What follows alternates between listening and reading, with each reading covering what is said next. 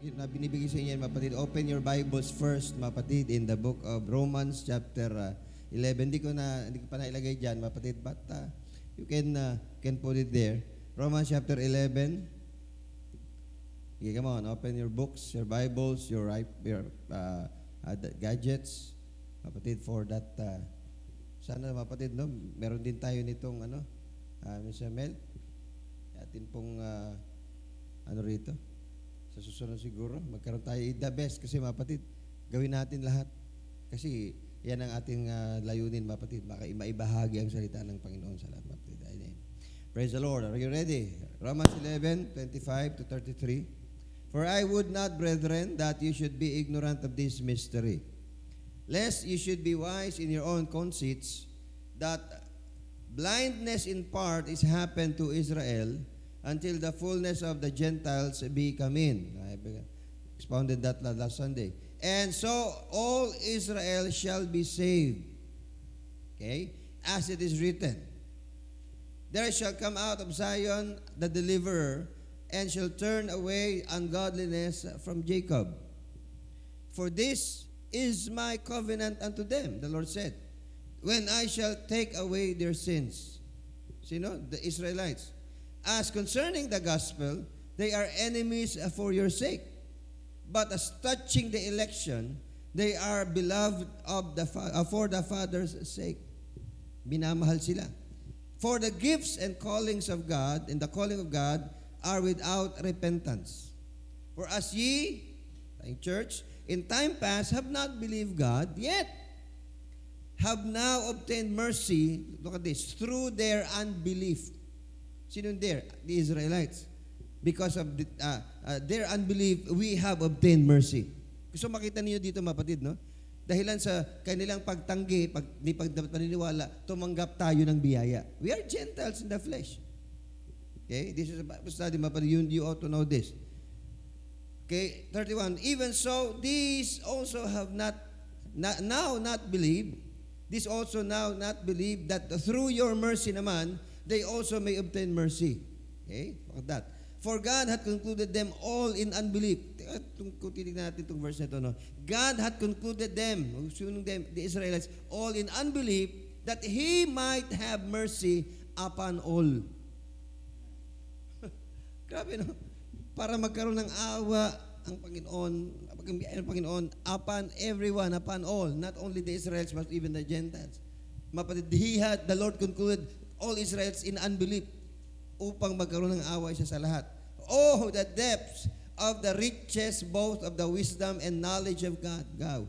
How unsearchable are His judgments and His ways past finding out. Grabe, hindi masukat ang kahabagan natin pong dakilang Diyos. Lord Jesus, tonight, napupuri kami at nagpapasalamat, Panginoon. We know, Lord God, that as we look, Lord God, upon Israel, what is happening, Lord God, sa kanila, sa araw na ito, sa pangapanahong ito, Panginoon, hallelujah, tulungan po kami bilang iglesia mo, Panginoon, na parang nakatingin sa isang relo, Panginoon, o Diyos, because they are your time clock, Panginoon, that is keeping out, that is warning us, Panginoon, that is telling us something, Panginoon, kaya tayong pong dalangin, o Diyos, sa oras na ito, at sa araw na ito, Panginoon, help us na maunawaan namin, Panginoon, ang parallel, Panginoon, between your chosen people, Israelites, Panginoon, and we, the church, Panginoon, of Jesus Christ, at ikaw, dakilang Diyos, ang siyang magpaalala sa amin ng mga bagay na dapat po naming maunawaan, Panginoon, maging sa oras na ito, Diyos, and help us to fully appreciate, Lord God, these words that we are about to discuss, Lord, tonight, Panginoon, at ikaw, O Diyos, ang siyang magpapaalala sa amin ng mga bagay nito, O Diyos, at ito po ay aping pong ipapamuhay, Panginoon, at maging ibabahagi din sa aming pong mga kapatid na wala pa sa lugar na ito, O Diyos. Purihin ka, Panginoon, aming paghiling ang lahat ng ito, Diyos. God bless each and every one, even your servant, Lord God. For without you, Lord God, we can do nothing tonight. Thank you, Lord God, once again. We give you praise in Jesus' name. And everyone said, Amen. Okay, God bless us all, mapatid. Amen. You may be seated. Nakita namin yung katabi mo, ba't kaya wala si ano? Hindi pa puno yung jeep. Wala pa sa unahan. Parang sakit tingnan, no? Ano kaya, patanggalin lang natin yung mga upuan sa unahan. Okay. Menos tayo, mapatid? Okay, diretso na tayo, mapatid. Again, this is just part 1. No, when akin po nakita itong lesson ito, though it is a lesson, mapatid, that talagang napakalalim, no, kaya na marami pong mabay, mapatid, and kaya lang, mapatid, hindi porkit ang panahon ngayon ay may kinalam, yung Israel ay talagang lagi nasa news ngayon, but this lesson, mapatid, I want this lesson, mapatid, to tell us something. Praise the Lord. Okay, the parallel between Israel and the church. Alam niyo, kung babasahin natin, mapatid, yung Romans chapter 11 na yung buo, makikita natin doon, mapatid, na grabe talaga, no? Yung biyaya ng Panginoon, kinungklud nga sa 33, napakalalim ng biyaya ng Panginoon. Okay, diretso muna tayo sa atin pong lesson. When we realize that the scriptures reveal a parallel between Israel and the church, we have a valuable principle for understanding the Word of God. Amen. Kasi, mapatid, even Bishop, mapatid, my pastor, mapatid, express this simple understanding, mapatid. Ang meron lamang pong tawag na dalawang uri, mapatid, ng tao, mga grupo ng tao sa mundo ngayon is, first is the Israelites, the Jews, and the Gentiles. Okay? So when God is speaking to the Jews, the Israelites, mapatid, He is dealing with them, mapatid, as His chosen people. Amen. But there are points, mapatid, in the scripture na directly sa mga Gentiles yan naman sinasabi. And salamat po, amen, sapagkat nagkaroon po ng tinatawag na third group of people, and that is the Church of Jesus Christ, which we belong to. We are not Jews, we are not Gentiles, we are the Church of Jesus Christ. Amen. Can you appreciate that tonight, mapatid? Ma-appreciate nyo ba yan? Amen. Kasi bakit? Lalo hindi, kung titignan po natin talaga, mapatid, biyaya lang talaga ng Panginoon. Ito ba sabi kanina? Because of their unbelief. Dahilan sa hindi nila pagtanggap, nagkaroon tayo ng kahabagan sa atin, mapatid. Okay, may plano pa talagang Panginoon. So God gave about 2/3 of the Bible to Israel. Halos lahat. Okay, the Old Testament deals primarily with the Jews. What's that? Sa labas ba yun? So, 2/3 ng Bible na Israel. The prophets of old, amen, Israelites. Amen. So, yung pinag-usapan lang sa New Testament, mapatid, ay even the Jews, o yung tinatawag na Gentiles, pagdating na po ng tinatawag na when the church was born. Okay, sa epistles. Okay. Unless some of the same promise apply to the church spiritually, yung promise ng Diyos sa Israel, the church would have very little of the Bible left to claim as its own. Kasi bakit? Halos sa Israel lahat yan eh. Halos sa kanila lahat yan, mapatid. Unless meron po tayong, hindi spiritualize lang natin madalas, mapatid, at meron pong promise ng Diyos na para sa kanila pero sa atin napunta. Grabe talaga, mapatid. Okay? In Scripture, we find that the church enjoys many promises made to God's chosen people. We enjoy. Nag-i-enjoy po tayo sa mga promises ng Panginoon na para sa Israel sana. Yeah. Para sa mga Hudyo sana, mapatid. Sometimes, hindi pa nga nangyari sa kanila, na-enjoy na natin. Nangyari na sa atin. Kasi mapatid, bakit? Because this is because of the grace of God upon us. So we must appreciate. Amen. We must learn to understand. We must learn to appreciate, say, mapatid, this thing, sapagkat, mapatid, kapag naunawaan natin ito, talagang maiintindihan po natin lahat ang lalim ng pinanggalingan, kumbaga, ng ating tinatawag na kaligtasan. Grabe. Bakit? Very, very plain ang scripture. Okay? Let's deal with this, mapatid. The first question to consider is, what people belong to Israel? Okay? And what people belong to the church? Now, we understand this, we know this. Israel consists of the natural descendants of Abraham through Isaac and Jacob. Amen. Eh, si Jacob ang naging Israel, di ba? So, ibig sabihin, even nung wala pa si Jacob, wala pang Israelites. Wala pang Israel eh. Amen. So it can be said, mapatid, that even Abraham was not a Jew, or not an Israelite. Ay, wala pang Israel. He was also a Gentile. Amen. Even Noah. That's the reason why. So, kasi bakit? Nabuo lang, o nagkaroon lang ng Israel nung kay Jacob, nung nakipag-wrestle siya, di ba? Amen. Doon lang nagkaroon ng, tinawag na siyang, si Jacob is a planter, pero tinawag siyang Israelites. Israel, should I say. Now, okay, natural descendants from Isaac to Jacob, while the church naman consists of born-again Jews and Gentiles, which is the spiritual descendants of Abraham through Christ. Praise the Lord. We claim Abraham as our father, that is spiritual. That is through faith and because of Christ. Amen. So, hindi tayo ang natural. Ampon lang tayo, mapatid. Kumbaga, tayo po ay nakikilang. Amen. Amen. Gusto kong maunawaan natin to upang maintindihan po natin kung bakit natin dapat pagpahalagahan, amen, itong ating kaligtasan. Dapat nating bigyang halaga, should I say, hindi pagpahalaga, sorry. Bigyang halaga itong ating kaligtasan. Why? Hindi basta itong tinanggap nating grasya sa Panginoon. Kaya nga, amazing grace. How sweet the sound that saved a wretch like me. Okay? Sobrang biyaya ng Panginoon. Okay. Paul's kinsmen were Israelites, to whom pertained the adoption and the glory and the covenants and the giving of the law and the service to God and the promise, 9:4 ng Romans. So sa Israelites, nababagay, mapatid, yung pagkupkup, yung kalwalhatian, yung mga tipan, mapatid, yung pagbibigay ng batas, amen, maging yung paglilingkod sa Diyos at yung mga pangako sa mga Hudyo lang yan. Sa Romans 9:4, that is what you can read in that, mapatid. But the second question, mapatid, to consider is, if these things belong to Israel, how do they apply to the church? Kung para sa Israel pala yung mga yan, paano may apply yan sa church? Praise the Lord. How? Indeed, how does the church perform service, the service of God, or share in the glory? Kasi sa Jews lahat ito eh. Sa mga Israelites ito, mapatid, how do we perform, amen, service to God? Paano tayo maglilingkod sa Panginoon?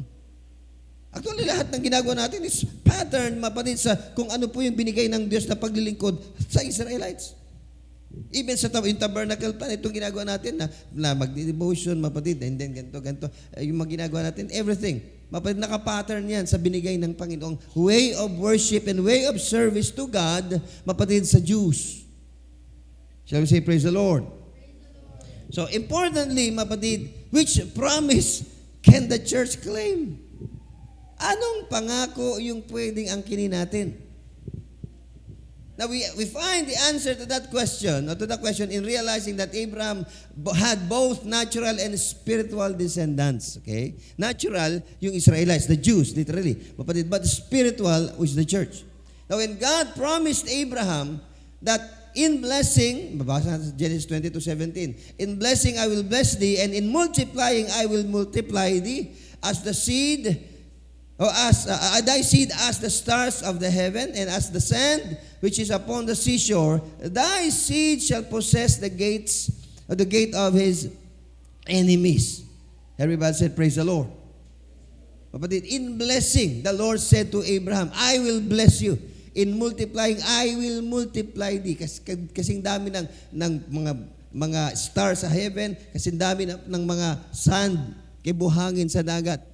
Yan ang gagawin ko, yan ang magiging maanak mo, sabi ng Panginoon. So God pictured the offspring of Abraham both as the sons of the sea and as the stars of heaven. This possibly indicates that his offspring would be a heavenly people as well as an earthly people. That is one point, mapatid, that we can consider in that. Mapatid na yung magiging mga anak ni Abraham, his offsprings, mapatid, will be heavenly and earthly.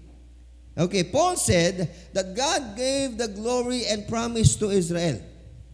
Yan, sinabi sa Romans, yung atin pong binasa. Yet also he said that Israel rejected Christ. Because they have rejected Christ, mapatid, we were born. But parang nakita natin dito, parang yung plano ng Diyos ay nabigo. It seems like the plan of God failed. But no, hindi po nabibigo ang plano ng Diyos. Amen. Paul was careful now to explain, however, sa Romans chapter 9 verse 6, not as though the words of God had taken none effect, for they are not all Israel, which are or are of Israel. That, tingnan nyo mapatid yung mga wordings. Hindi lahat ng Israel ay yung nagsasabing sila Israel. Ulitin ko. Not as though the word of God had taken an effect, for they are not all Israel, which are of Israel. Romans 9:6, mabasa natin. In other words, Jews by birth, as atin pong knows, do not necessarily count as the true seed. No, God's word did not fail. Even through Jesus, though Jesus came not unto His own and His own received Him not. Kasi nasa John chapter 1 verse 11 yan, mabasa natin. Si Jesus pumarito para sa mga Hudyo. But, ang mga Hudyo, hindi siya tinanggap. His own received it not. Pakibasa nga yan, pakiopen niya, 1:11. He came unto His own and His own received Him not. Pakituloy mo, verse 12. But as many, tinan nyo, but as many as received Him, to them gave He power to become sons of God, even to them that believe on His name. Everybody say, praise the Lord. Kasi bakit? Nireject siya ng Israel eh. Hindi siya tinanggap nung kanyang pinuntahan. Grabing, yung frustration na yun, yung bang pumunta ka doon sa isang lugar na expected mo ay tatanggapin ka ng mga pinuntahan mo, pero hindi ka tinanggap. Lahat ginawa mo, tapos binaliwala ka, pinako pa sa krus. Pinatay pa, pinarusahan pa. Amen. So, grabe talaga yung biyaya ng Panginoon. Kaya nga sabihin, but as many, so hindi lang mga Hudyo na to, as many as received Him, binigyan niya ng kapangyarihang tawaging anak ng Diyos. Why? The Israelites are the children of God. Praise the Lord. But because you have received Him, you now have the power to be called the Son of God. Even to them that believe on His name, in the name of the Lord. Palakpakan muna nga natin ang Panginoon. Ang gandang bagay po na ito, mapatid. The Lord, and however, did find a seed that would serve Him. Okay? Nakakita ng Panginoon tuloy ng binhi na maglilingkod sa Kanya. Psalms 22 verse 13, nakalagay diyan, seeds shall serve Him, it shall be accounted to the Lord for a generation. And we makikita natin, at siguro nakikita natin ngayon kung sino yung seed na yun.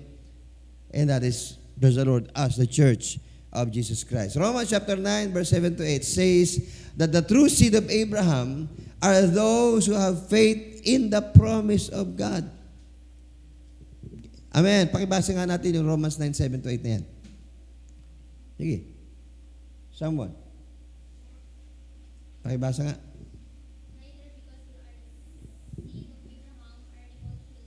Neither because they are the seed of Abraham are they children. Hindi dahil anak sila ni Abraham, sila mga anak na. But, okay? That is, they which are the children of the flesh, these are not the children of God. Wow. But the children of the promise are counted for the seed. Okay, the children of the promise are counted for the seed. Tingnan niyo mapatid, no? Kung titignan natin yung mga wordings, hindi ito, basta mapatid. May mga talaga ma-appreciate natin. Hallelujah. Itong atin pong tinanggap na biyaya sa Panginoon. Romans 4:11 to 16 tells us, pakibasa ko mo siguro mas maganda. Basahin natin. Romans 4:11. Okay. All he received the sign of circumcision, a seal of the righteousness of the faith which he had yet been being uncircumcised. He had yet being uncircumcised, that he might be the father of all. That is, this is talking about Abraham. All them that believe that though they be not circumcised, that righteousness might be imputed unto them also. Now, yung physical na bagay na mapatid, but this is a seal. Kaya gusto makita natin, neither because they are the seed of Abraham are they all children, but in Isaac shall thy seed be called. In Romans chapter 9 verse 7, nakita natin, not all the descendants of Abraham were counted as Israel. Okay, but only those who came through Isaac, for Isaac was the child of the promise. Amen. Kasi hindi lang naman si Isaac ang anak ni Abraham. Even Ishmael. Okay, which is the Muslim ngayon, yan ang naglalaban. So makikita natin ngayon, mapatid, kaya yung Palestine at yung Israel, it boils down to this, babalik din dito yan eh. Itong babalik din dito yan, mapatid, kasi si Isaac yung anak ng pangako. Hindi si Ishmael. And yet, may promise pa rin ng Diyos, may blessing pa rin ng Diyos kay Hagar. Amen, which is yung ina, mapatid, yung ina ni Ishmael. Amen. And sila po ngayon ang descendants ng mga tinatawag ng mga Muslims. Praise the Lord. Tignan niyo lang, mapatid, no? Yung bansa Israel nasa gitna, yung mga nakapaligid sa kanya puro Palestinians. Pero ba't hindi sila matalo-talo? Hindi sila matalo-talo. Even nga doon yung Jerusalem mismo, di ba? Yung tinatawag na sabi ng iba, that is the Al-Aqsa Mosque, pero iba daw yung Al-Aqsa Mosque. Pero that is yung may Dome of the Rock. Nasa gitna nun kasi may bato na yun. The Jews are claiming na doon inialay ni Abraham si Isaac. At ang Muslim naman, may angkin din sila na yun ang reason ng mapatid. Kung bakit very holy. Pero hindi yun ang number one holy place ng Muslim. Yung sa Dome of the Rock. No, it's just the third, mapatid, pangatlo lamang na holy place ng Muslim, yung Al-Aqsa Mosque o yung Dome of the Rock. But to the Jews, yun ang una. And then yung temple, siya mapatid. Praise the Lord. So, it's just a matter, mapatid, of yung unang-una pa. Dahilan kung bakit nagkaroon ng ganyang kaguluhan hanggang ngayon, mapatid. Okay, Romans chapter 9 verse 8 describes the parallel between Israel and the church. That is, they which are the children of the flesh, these are not the children of God, but the children of the promise are counted for the seed. Furthermore, not all descendants of Isaac are called Israel, according to what we have just read, but only those who claim, or he came from his second son, that is Jacob. Si Jacob kasi yung naging Israel. Amen. Is this clear? Amen. In this instance, the Lord changed the normal order of the things before Esau and Jacob were born. Bago pa sila pinanganak. Okay, saying, the elder shall serve the younger. Yung mas matanda ang maglilingkod sa mas bata. Okay? Kaya anong nangyari, mas matanda si Esau kaysa Jacob, pero anong nangyari, mapatid? Nagkabaliktad. The Lord magnified na yun, kung makikita po natin, the second birth over the first birth. May mga na-points pa tayo nakikita. May mga points pa tayo nakikita. The natural seed came through the second child to make the type clear. Only those who have been born again can be the spiritual seed or the church. So nakita natin na yung seed na nakita dito, mapatid, na mag-serve sa Panginoon are the born again people of God. The church. Amen. Everybody said, praise the Lord. Now, sino yun? The Gentiles who believe can be considered, mapatid, the spiritual children of Abraham through faith. Kasi ang mga Hudyo lang ang claiming, mapatid, to be children of Abraham. And yet, because of the death of Christ, because of the God's grace, because, mapatid, of faith in the Lord, we can become children also of, we are considered as children of Abraham. Why? Through faith in God. Praise the Lord, everyone. Romans 4:11 tells us, and he received, this is Abraham, no? He received the sign of circumcision, a seal of the righteousness of the faith, which he had yet being uncircumcised,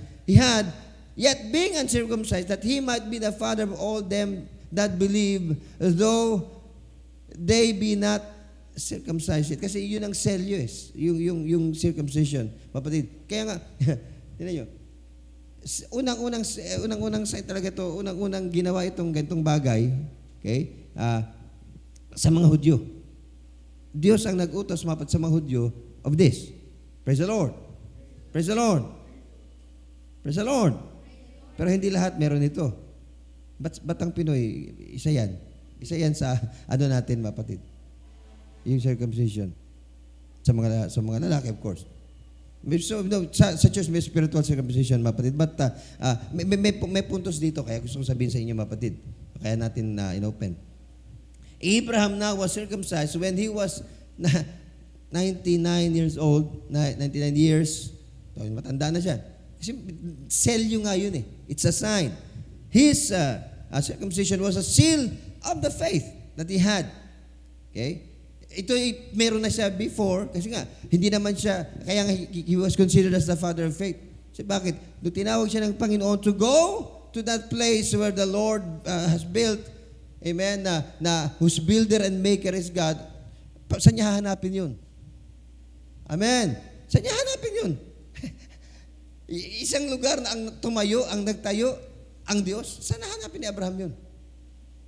Wala pa namang Google nun na ipupunta niya lang kung saan, wala pa mapatid. But that is, so ginawa niya yun through faith at nakita natin mapatid at nasumpungan ito ng kanyang mga anak. Praise the Lord. Palakpakan nga muna natin atin pong dakilang Diyos.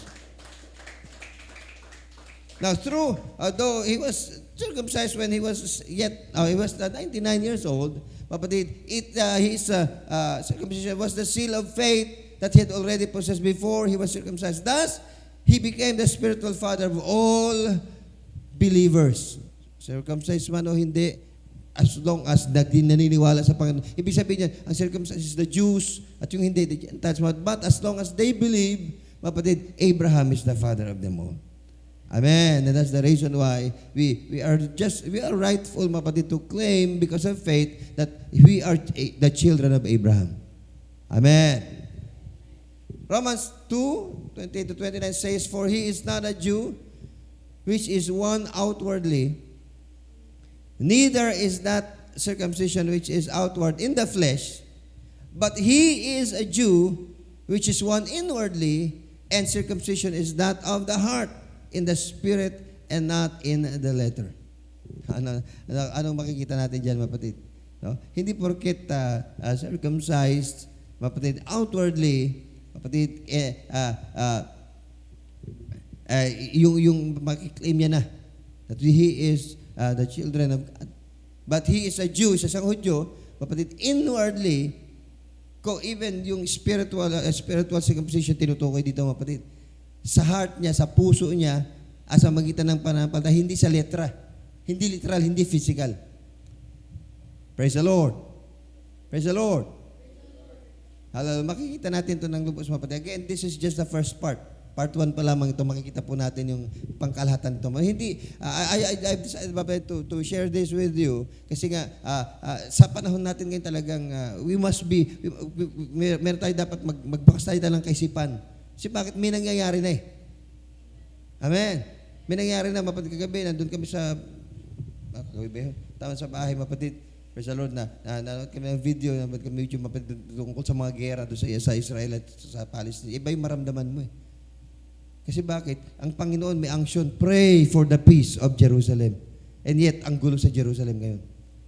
Ang gulo sa Gaza, ang gulo sa so it's now high time for us. Kaya di ba nabasa natin kanina, mapatid, sa awa natin, mapatid, maawa tayo sa kanila para tumanggap din sila niyan, mapatid.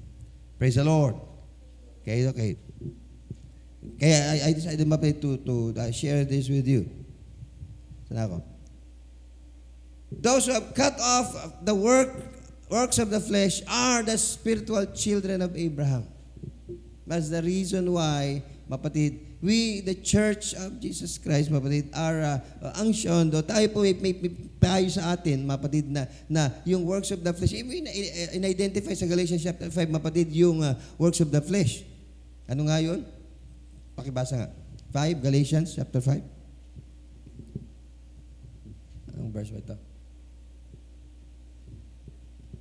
Sana 18 or 19. Yan. Now the works of the flesh are manifest. Ito na ako magbasa. Which are these: adultery, fornication, uncleanness, lasciviousness, idolatry, witchcraft, hatred, variance, emulations, wrath, strife, seditions, heresies, envyings, murders, drunkenness, revelings, and such like. Sabi ni Paul, which I tell you before, as I have told you in time past, that they which do such things shall not inherit the kingdom of God. They which do such things shall not inherit the kingdom of God. Even though, mapatid, a person is considered, okay, he is considered himself as born again. Nag-undergo na siya ng born again process, and yet, when he continues to do this, he will not. Why? Kaya kinakailangan, mapatid, yung atin pong laman, mapatid, ay patayin natin. Praise the Lord. Mortify, sabi po ni Paul, the deeds of the body. Kinakailangan, mapatid, that we might be justified. Palakpakan muna natin ang Panginoon.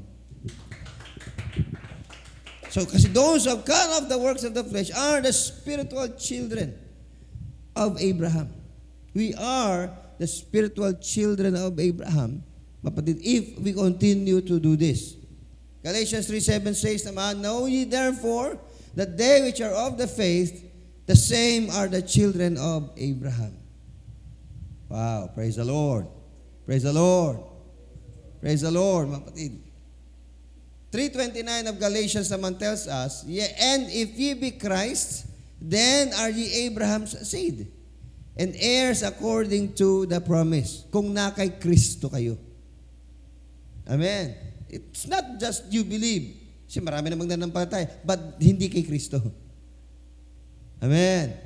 Maraming namang nananampalataya din, pero hindi kay Kristo. But if you are Christ's, mapatid, then you are Abraham's seed according to, and heirs according to the promise. Tagapagmana kayo ayon sa pangako ng Diyos kay Abraham. Kasi sabi ng Panginoon, in blessing I will bless you. Amen. And in multiplying I will multiply you. At kasama na doon yung kanyang offspring. Hallelujah. Praise the Lord. So we are also heirs of the promises of God. Heirs of the blessings of the Lord. Amen. Again, biyaya lang to ng Diyos. Ulitin ko, biyaya lang ng Diyos. Why? Kasi hindi tinanggap ng Hudyo ang Panginoon. Tapos na sana eh. Di ba? Like I told you nung Sunday, mapatid, at no, we are on the 69th week. Kasi 70 weeks, sabi ni Daniel, 70 weeks are determined upon thy people and upon thy holy city and upon, nakalimutan ko yung verse, mapatid. 70 weeks are determined, mapatid, to finish the transgression, to make an end of sins, to do everything, mapatid, no? Pakikita natin dyan. So 70 weeks. Amen. That is 490 years. 70 weeks. But nandoon na tayo sa 69. And yet, the Messiah was cut off. Yung Messiah na cut off, na putol. And that is Christ. Pinako nila si Kristo. Si bakit? Hindi lamang Hudyo ang gustong iligtas ng Diyos. Buong mundo gustong iligtas ng Diyos. For God so loved the world that He gave His only begotten Son, and whosoever believeth in Him should not perish but have come to everybody said, praise the Lord. So hindi lamang po kasi Hudyo ang gustong iligtas ng Diyos sa mundo, even the whole world itself. Why? Wala pa namang Hudyo nung una eh. Amen. Wala pa namang nung Israelites nung una. Even Abraham, hindi pa naman siya Hudyo. Hindi pa naman siya Israelite. Isipin, wala pang Israel, wala pa si Jacob. Even Noah. Amen. Hindi pa sila mapatid kasi bakit? So lahat, Gentile pang lahat ng mundo. Kumbaga sa terminology. Everybody said, praise the Lord. Okay, so, tayo po ay tumanggap lamang ng biyaya ng Panginoon. Kaya ko gusto, kaya pinapoint out dito mga gusto, para for us to fully appreciate the salvation that we have. Amen. Hindi yung baliwalain lang na parang ano lang. No. We must fully appreciate what we have. Why? It is only by the grace of God. Hallelujah. Indeed, in John 8:39, the Lord rebuked those who trusted in their lineage alone. They answered and said unto him, Abraham is our father. Yet Jesus said unto them, if you were Abraham's children, you would do the works of Abraham. Amen. Kasi yung pinagmamalaki lang nila na si Abraham ang tatay nila sa lineage. No, kalahi, kadugo, yung mahudyo nga sila. So pinagmamalaki nila. Kaya nga sabi ni Bishop, mapatid, umpad, even the late Bishop, my late pastor, sabi, grabe daw katitigas ang ulo ng mahudyo. Nung nandoon sila sa Israel, grabe daw talaga. Anong siya, parang, sabi, sobra namang pagmamahal ng Diyos dito sa mga taong to. Sobra daw, kumbaga sa carnality, everything, mapatid, grabe daw talaga mahudyo. Kaya nga, nagtataka daw siya talaga kumbaga parang nakakainggit. No? But that is his terminology. Okay? Nakaselos kumbaga. Sabi na, grabe naman pagmamahal ng Diyos dito sa mga taong to. Amen. Pero lahat naman ganun ang pagmamahal ng Diyos. It's just that meron siyang, that is His chosen people, and He has a covenant with their fathers, even Abraham. Amen. Okay. Nirebuke ng Panginoong Jesus ito. Kasi sinasabi, Abraham is our father. Sabi ng Panginoon, if Abraham is your father, gagawin niyo kung ano yung ginawa ni Abraham. Amen. You will do the works of Abraham, and that is faith in the Lord. Amen. If Abraham is the father of faith. Pero sila walang pananampalataya. They go on by the letter. The words of the law, yun ang kanilang ginagawa, sinasakatuparan. Yun lang batas. At nawala sa akin pong mind, mapatid, yun pong eksaktong number, mapatid, ng mga laws sa Israel na pinipilit nilang sundin. At ni isa sa kanila wala pang nakagawa ng entire law. Wala pang nakagawa ng buong batas ni Moses. Kahit isang Pariseo, Saduceo, wala pa ni isa na nakakumpleto nun. Yung nakakumpleto nun, si Jesus Christ, pinako pa nila sa krus.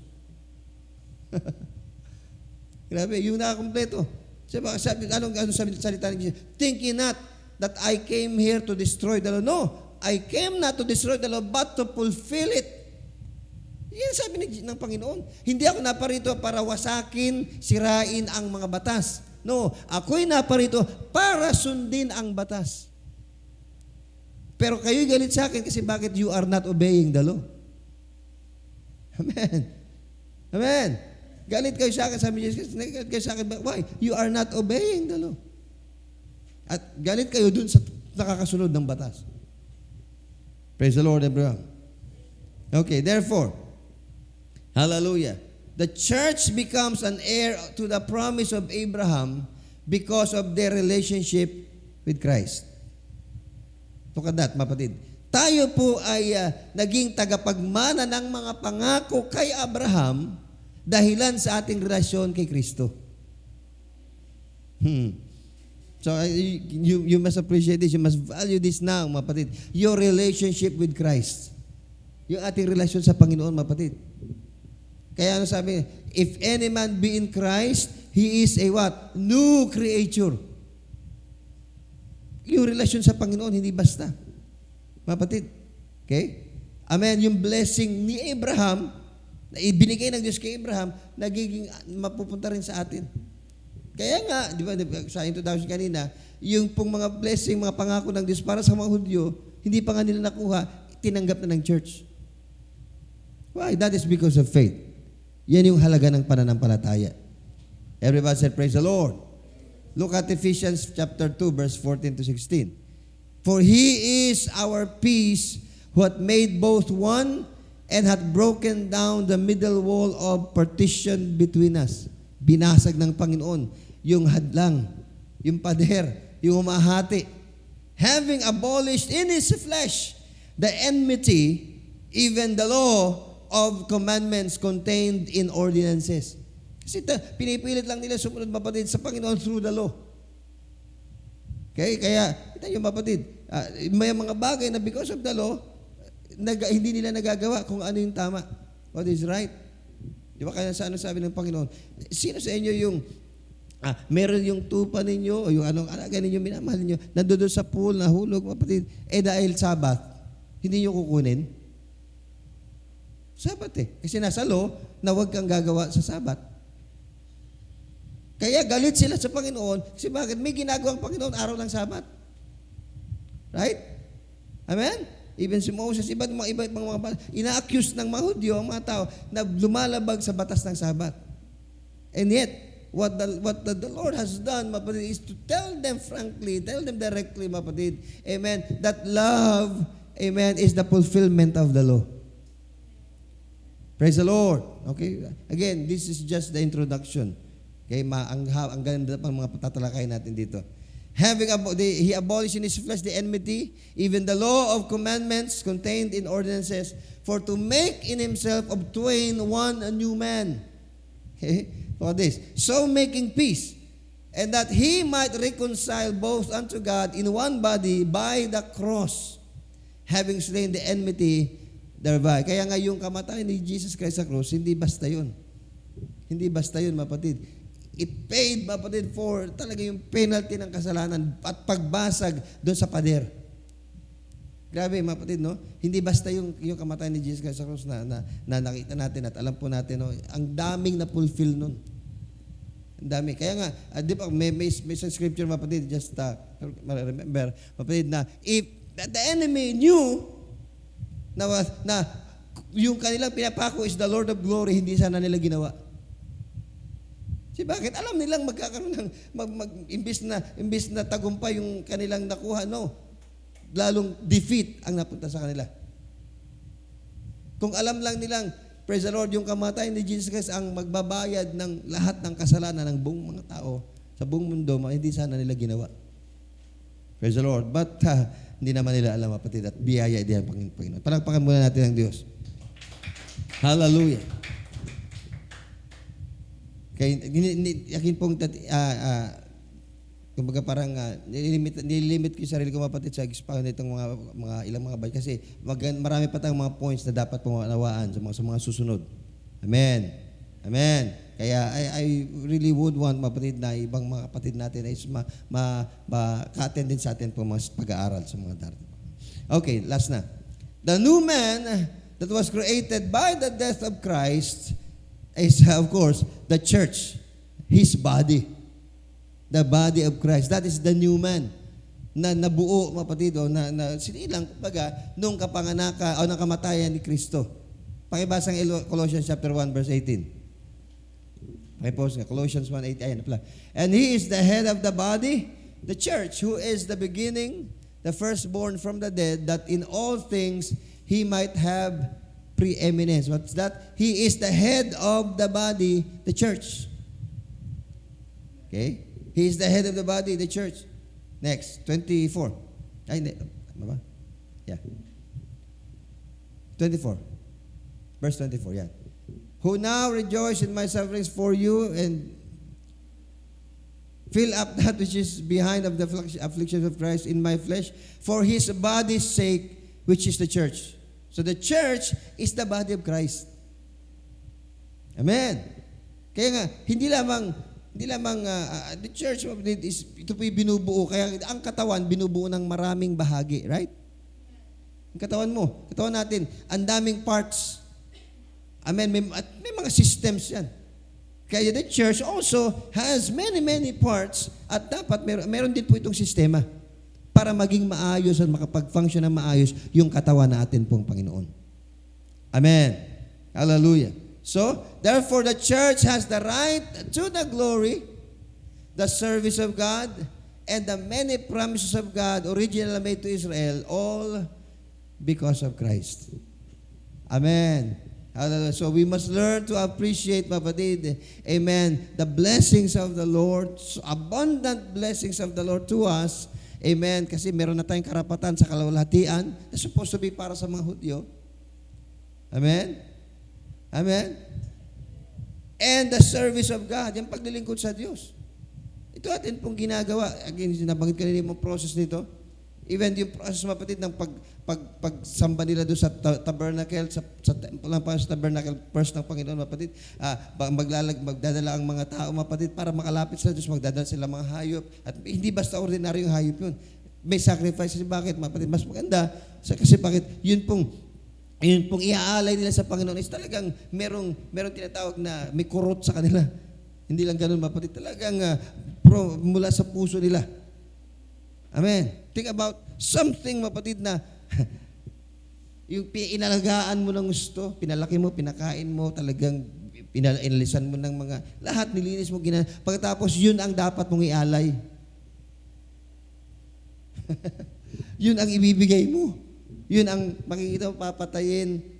Yun bang, yung puso mo nandun, amen? Alam, sino ba may mga alaga dito?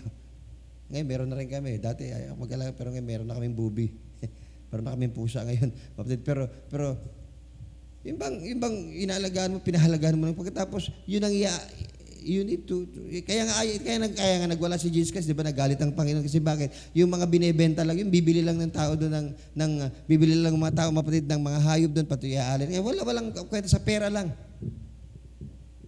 Amen. Sabi ng Panginoon, make not my house a house of merchandise. No. Kasi bakit? Gusto ng Panginoon yung talagang mula sa puso mo yung gagawin mo. Praise the Lord, everyone.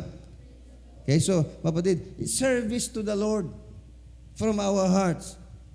It must mean something to us. Kasi yun talaga yung way. Yun yung kapamaraan na ito, mapatid. So, we now have the right for the service of God. Meron tayong karapatan ngayon sa paglilingkod sa Panginoon. And the service of God is hindi lang basta-basta ito, mapatid. Hindi basta-basta kasi talagang merong detalye at biyaya at pagpapala ang Panginoon sa kanyan. At lahat ng mga pangako ng Panginoon na para sana sa Israel, tinatamasa na po natin ngayon. All because of Jesus Christ.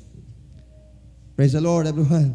So we must learn, my point is, we must learn now how to appreciate more the blessings of the Lord, our relationship with the Lord, our being a Christian. We must learn how to fully appreciate this. Why? Hindi ito basta eh. Hindi ito basta. Amen. That's the reason why kita nyo, ang demonyo hindi tumitigil para ikaw ay mapaalis niya sa paglilingkod sa Diyos. Kasi bakit? Biyaya ng Panginoon yan. Amen. Kaya ang kaaway hindi tumitigil para nakipaglaban sa isang tao, sa isang manampalataya, pinapatalikod niya, pinagbabackslide niya, kasi bakit? Hindi basta itong tinanggap natin eh.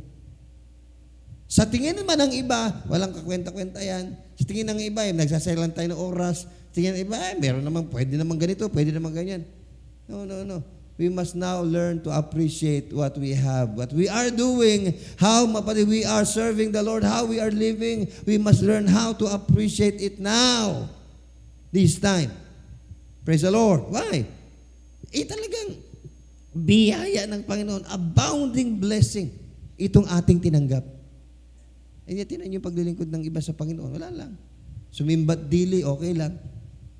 Mag-pray, hindi, okay lang. Mag-serve dili, hindi, okay lang sa kanila. Magbigay, hindi, okay lang. Parang wala lang. Praise the Lord. Praise the Lord. Lahat yan may batas.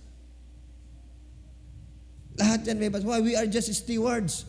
Katiwala lang tayo ng even this life. Diba? Hindi na tayo sa sarili natin eh. Sa Panginoon na tayo eh. The life that we live now in the flesh, ano sabi ng Galatians, ano ngayon? 3:27 ba yun? No. I'm crucified with Christ. Anong verse ngayon? It says, I'm crucified with Christ, and the life which I now live in the flesh, I live by the faith of the Son of God. Nagblanko pila isip ko.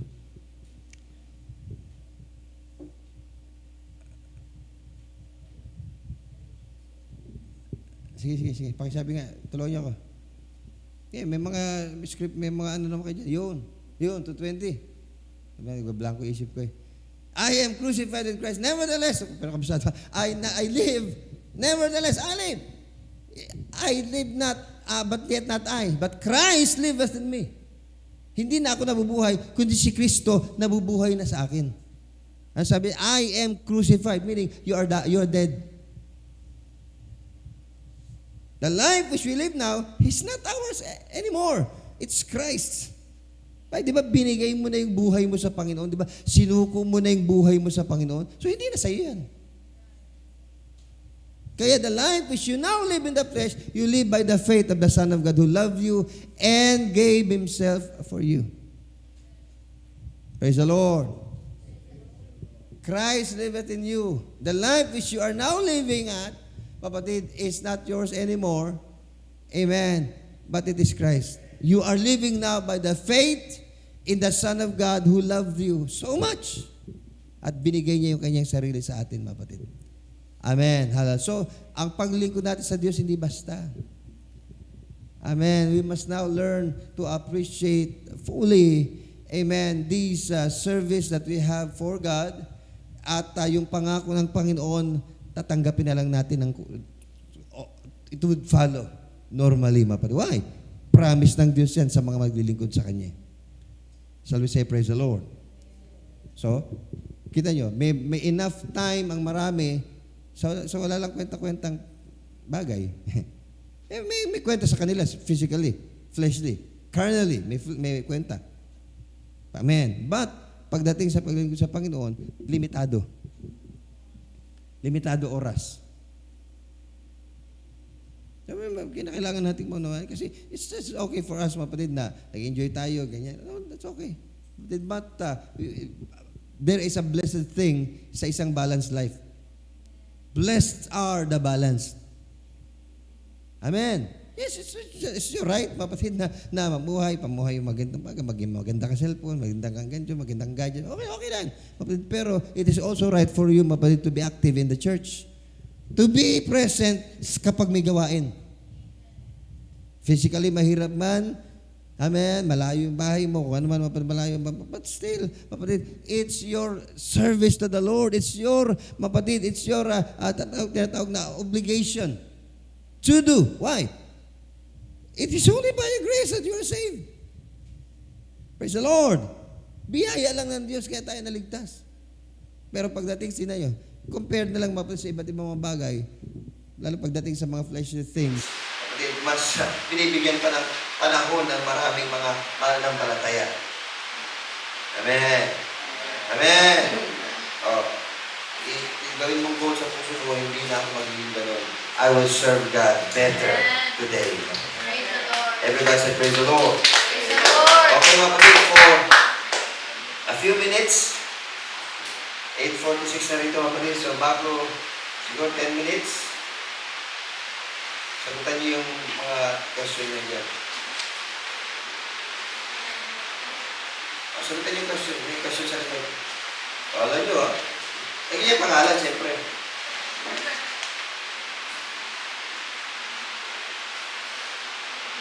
Ten minutes hanggang 8:56 or 8:55.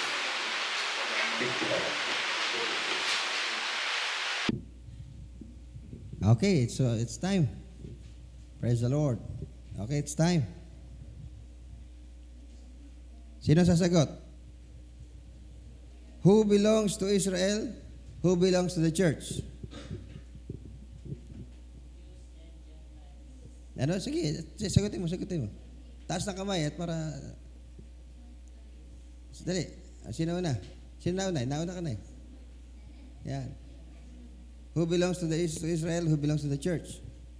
Ano po, Pastor? Jews and Gentiles. Sino yung Jews? Sino yung Gentiles? Who belongs to Israel?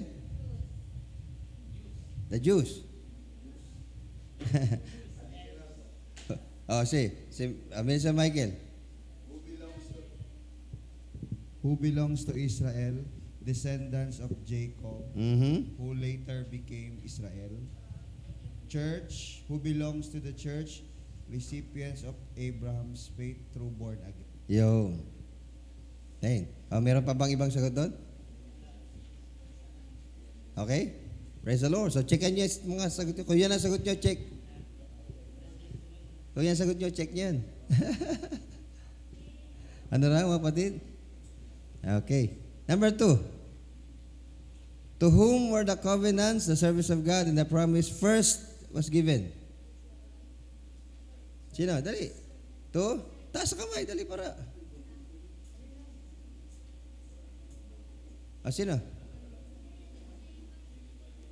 Tayo, tama naman sagot niyo. Dali, tayo. Handa na? Tayo. Sagot. Israelites.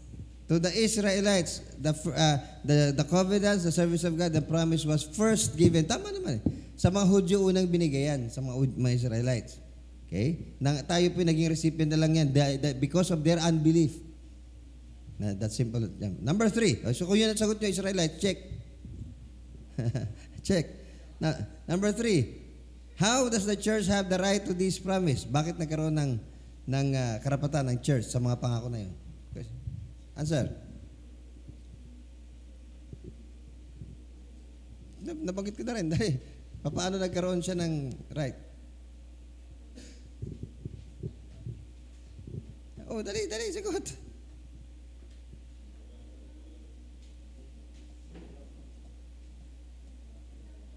Ito lang yung sagot.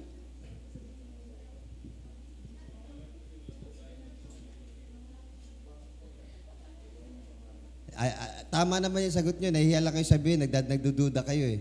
Sige, sabihin nyo. Dali, para matapos tayo. Kasi may merienda tayo. May hapunan tayo ngayon. May papag-pray pa natin, Mapatid Israel. Mapatid, papag-pray pa natin. Dali. Faith? Faith? Oo. Sige, sige, ka. Sige, cha. Ka and cha. Kacha. Dali. Sige. Oh, yun. Because of the relationship with Christ, nagkaroon tayo ng karapatan. Okay? That's one point. That's good. Okay? Pero marami pa. May iba pang sagot. Dali. Para ano natin ito, maximize natin. That's good. Tama yun. Because of the relationship with Christ, nagkaroon ng right sa mga pangako na yan ang church. Siyempre, yung relationship, may kinalaman sa faith yun. Bago ka nag-relationship, nagkaroon ka ng faith. And Abraham is the father of faith. Praise the Lord. So that's simple. Madali lang naman yan. Hindi nyo na kailangan komplikahin yan, mapatid. Amen. Last, how do we become children of Abraham? Yan na, nasagot na rin. Paano tayo naging anak ni Abraham? Through? Oh, alam ko naman yung sagot nyo lahat eh. Nahiya lang kayo, mapatid. Okay? Praise the Lord. Kung yun ang sagot nyo, sige, check. So, ano ba? Sinong 3 lang? Sinong 2 lang? Lahat naman tayo po. Lahat naman kayo siguradong 4. Everybody said, praise the Lord. Okay, so sige, tayo lahat, mapatid. Na-send ko na rin, mapatid, sa GC natin, yung lesson na yan, no? Para pwedeng i-check ko muna yan, mapatid. Paki-gather nga yung mga notes. Babalik yan sa inyo sa linggo. Babalik yan sa linggo. O, syempre study to Bible study to, mapatid. Okay, tama-tama. Si Sister, sa atin pong kapatid, mapatid, ay naghahanda na atin pong pang-offering. And we would pray, mapatid. Amen. Tayo po magpasalamat sa atin pong kapatid, Sister Ellen. Amen. Ay binayaan ng Panginoon. Amen. Kasama natin sila ngayon mag-asawa. Praise the Lord, everyone. Amen. Hallelujah. So, we'll pray for her. Amen. And yung kanyang, lalo na panganak, mapatid. Sir, baka meron kang gustong sabihin? Sir Helen? Hindi, wish. Baka meron kang gustong sabihin, mapatid, at para may pag-pray. Para ano natin lahat, mapatid. Kasama niya yung kanyang mister, mapatid, si Justin.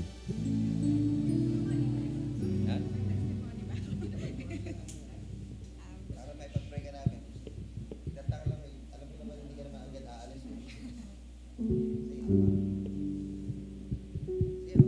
Praise the Lord, everyone. Ako po'y papasalamat sa lahat. Unang-una sa Panginoon, sa biyaya, continuous blessing niya sa buhay ko. Sa aming mag-asawa, simula nung napunta ako dito sa church, way back to 2 years na, 2 years. Ang unang church ko dito yung practice pa sa kasal ni Tita Ann. So tapos yun tuloy-tuloy na. Nagpapasalamat ako sa Panginoon kasi natagpuan ko yung Gift Church Pasay. Although malayo siya, pero nakita ng Panginoon yung parang kahit na yung mahirap, parang nilagay niya sa puso na parang kailangan kahit malayo, yung patuloy sa paglilingkod sa Kanya, sa pag-church every Sunday.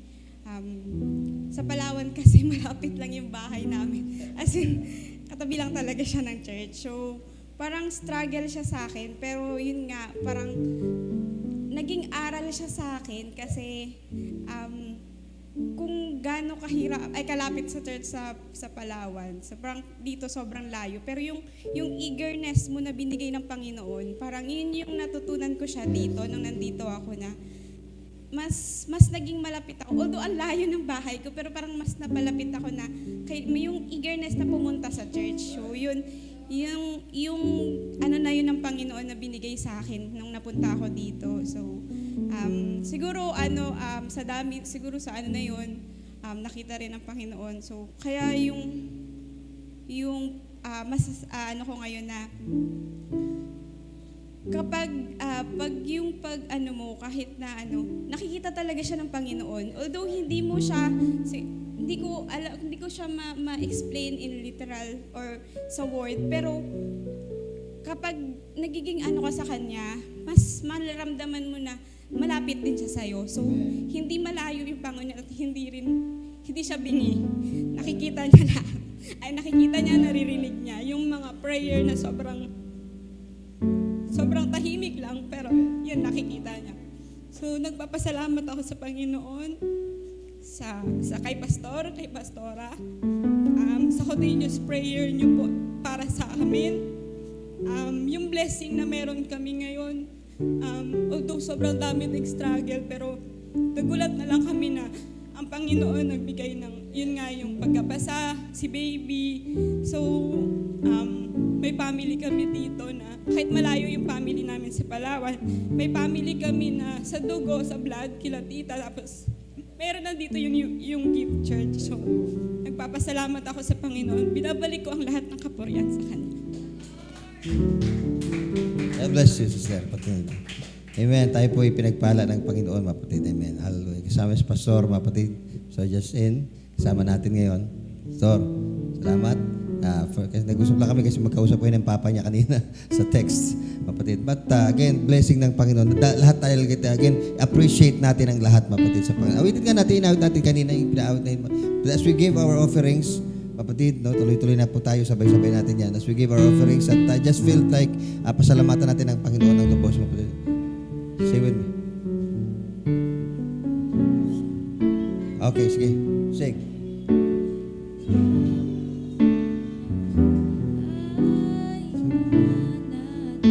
Amen.